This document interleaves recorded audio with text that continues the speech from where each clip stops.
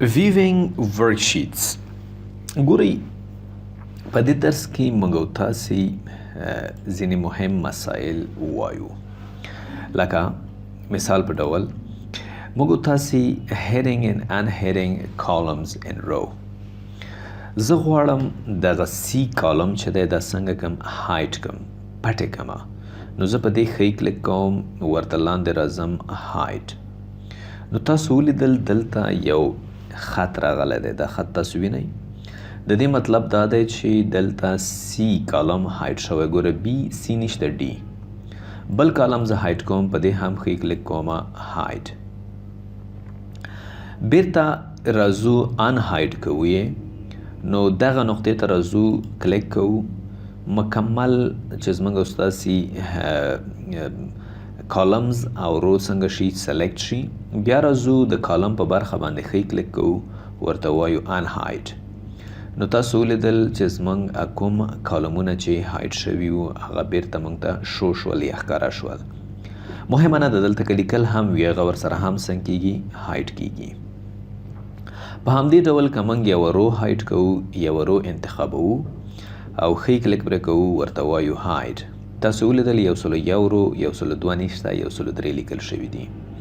که موږ څومره روګانې هایټ کوو هایټ کولی شو، لکه فرضاً زه د 1 رو 101 رو انتخابوم، بیا کنټرول د کیبورډ څخه نیسم 114 انتخابوم، صحیح ده، 115 انتخابوم. 3 روګانې مې مختلفې انتخاب کړئ، ښی کلیک ورباندې کوم، ورته وایم هایټ. د 3 روګانې څنګه شوې هایټ شوې. بیرته ان هایټ کوو، نو دا نقطې ته راځو، مکمل چې زموږ رو او کالمز سلیکټ شي. د هغې څخه وروسته چې موږ رو هایټ کړي دي اوس ان هایټ کوو. که چېرته کالم مو هایټ کړي وي ان هایټ کوئ، نو د کالم په برخه به ښی کلیک کوئ، ان هایټ به انتخابوئ. خو دلته چې موږ رو هایټ کړي دي، د رو په برخه ښی کلیک کوو او ورته وایو ان هایټ. هغه روګانې مکملې څنګه شولې ان هایټ شولې. بل موږ راځو فریزینګ پینز. د دې څه مطلب دی؟ د فریزینګ پینز مطلب دا دی، ګورئ زه راځم دغه رو ما څنګه کړی ده، دا کالم په د سیل باندې دا سیل ما سلیکټ کړی دی. بیا زه دلته راځم ویو ته او دلته موږ فریز پین لرو. زه ورته وایم فریز ټاپ روز، دې باندې موږ کلیک کوو. تاسو اوس وینئ دلته یو اضافه خط راغی. د دې مطلب دا دی چې دا رو څنګه شوله فریز شوله. که زه لاندې راکوزیږم وګورئ هغه رو په خپل حالت باندې پاتې کیږي. دا اکثره وخت چې موږ غټ شیټونه لرو، ډیره ډیټا پکې ولرو، د هغې دپاره موږ او تاسې لومړی رو څنګه کوو فریز کوو. په دې خاطر فریز کوو چې لاندې روګانې وي او دا هیډینګ رو څنګه وي فریز حالت کې وي. بیرته چې ان فریز کوو د سیل باندې کلیک کوو، دلته راځو فریز پین ته او دلته ورته وایو ان فریز پینز. نو دا څنګه شوله اوس فریز حالت څخه ووتله. په همدې شکل موږ تاسې کولی شو، فرض که دې ځای کې مو کلیک وکړه، ورته راځم او وایم چې فریز ټاپ روز. اوس وګورئ تاسو ټاپ رو خو فریز شو، وبښئ. بیرته زه ورته راځم، ورته وایم چې ان فریز، دا خو مو تېر ځل وویلی.